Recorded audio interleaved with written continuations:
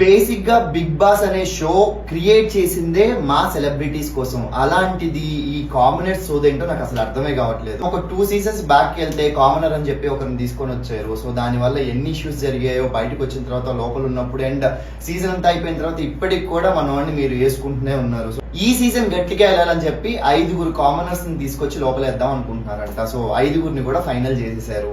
ఏ language తీసుకున్నా, తెలుగు, హిందీ, మలయాళం, తమిళ్ ఎక్కడ తీసుకున్నా సరే సెలబ్రిటీస్ దే హవా, సెలబ్రిటీస్ దే రాజ్యం బిగ్ బాస్ లో. అలాంటిది ఒకరు కాదు, ఇద్దరు కాదు, 5 కామనర్స్ ని వేసి వాళ్ళకి కెమెరా సెన్స్ తెలియదు, కెమెరా ఎక్స్పీరియన్స్ తెలియదు, ఎక్కడో పల్లెటూరు నుంచి వస్తారు, ఏం తెలియకుండా అగ్ని పరీక్షలో పార్టిసిపేట్ చేసేసి దాంట్లోంచి ఏదో సాధించేసినట్టుగా 5 తీసుకెళ్లి లోపలెళ్ళగానే మా సెలబ్రిటీస్ తో పాటు కాంపిటేట్ చేయడానికి రెడీ అయిపోయారు.